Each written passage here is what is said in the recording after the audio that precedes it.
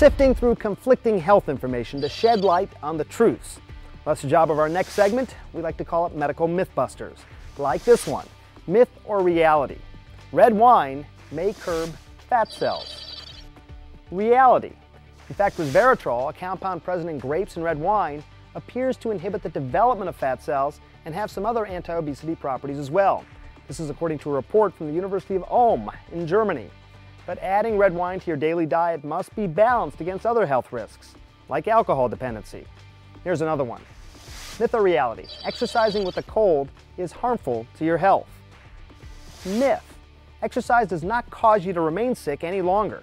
Now keep in mind, this was tested with the common cold, not something more severe. These results were published in the journal Medicine and Science in Sports and Exercise. And for all the parents out there, you're going to be interested in this one. Myth or reality? Sugar causes hyperactivity in children. Myth. Regardless of what parents might believe, sugar is not to blame for hyperactivity. In at least 12 controlled trials, researchers could not detect any differences in behavior between children who had sugar and those who did not. Even when kids had a diagnosis of hyperactivity or were just said to be more sensitive to sugar, they did not behave any differently whether they ate sugar-laden foods or sugar-free diets. In fact, the biggest effect of sugar might be on parents. Parents consider their children more hyperactive if they are told the child has consumed sugar, even when the child hasn't had any sweets. You know, there are times in medicine when research and technology's effect on the clinical, on human lives, is felt in a tangible and dramatic way. We want to share one of those stories with you. This story strikes us, and we think it's going to strike you as well, as remarkable in so many different ways. A military device transformed into a life-saving surgical tool, and a doctor who inadvertently stumbles upon the one thing that holds the key to saving his patient's life. It's an amazing story.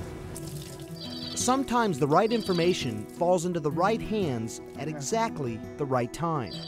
When that happens in medicine, the results can be life-changing.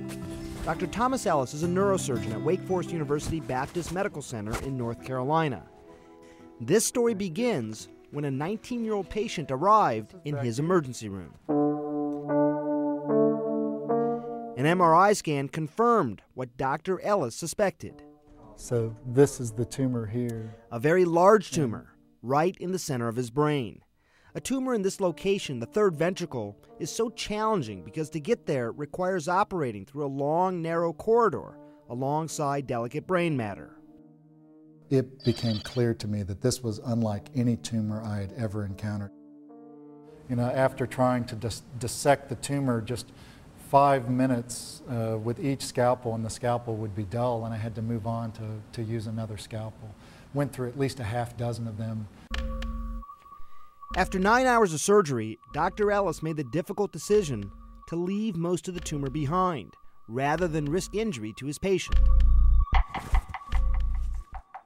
I was just completely demoralized. I mean, I really have not encountered a situation like that in 15 years of doing neurosurgery, where I really, in spite of my best efforts lasting most of the day, could not remove any more than 15 to 20% of the tumor. It's just very demoralizing.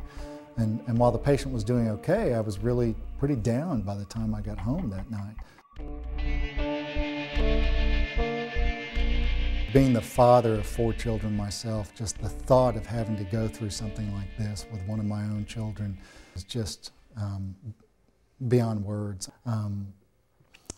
I got home, I saw my kids, I read them the typical kind of end of the night story, and tucked them in bed for the night. And then I went upstairs to my office. I started to catch up on some news at CNN.com, which is pretty much a nightly habit. There was an article in the health section entitled From Military Device to Life-Saving Surgical Tool. My first thought was, I would have given anything to have this tool available 6 or 7 hours ago. A quick sequence of emails that night put Dr. Ellis in touch with a local rep for OmniGuide, the company that manufactures the BeamPath fiber tool. 3 days later, Dr. Ellis was practicing on the equipment. Originally designed as a military tool for the U.S. Department of Defense, The fiber optic invention just rolled out for neurosurgery 3 months before Dr. Ellis read about it. The streamlined beam path fiber allows surgeons to easily manipulate a CO2 laser and bend it to reach almost any tissue in the body.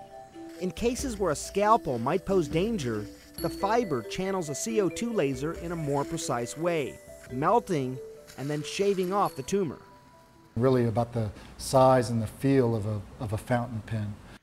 Just 5 days after the first operation, Dr. Ellis was back in surgery for a second time on his 19-year-old patient, this time with the OmniGuide beam path fiber. Over the course of the next 3.5 to 4 hours, we were able to remove the remaining 80 to 85% of tumor that I couldn't have taken out after working most of the day during the first operation. So I made my way to the waiting room to see Bee's mother.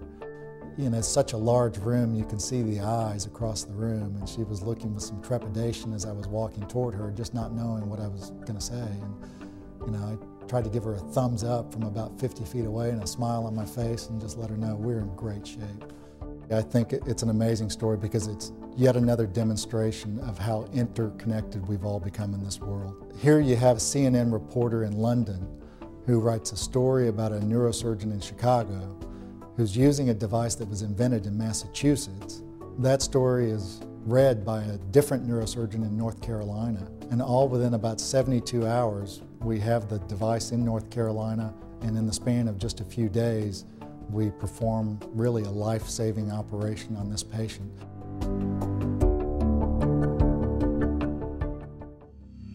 And that's our look around the world at news vital to your health. Be sure to visit our website at cnn.com/vitalsigns. And if you have a question, we might just answer it on the air. So email us, vital.signs@cnn.com. I'm Dr. Sanjay Gupta. Thanks for watching Vital Signs.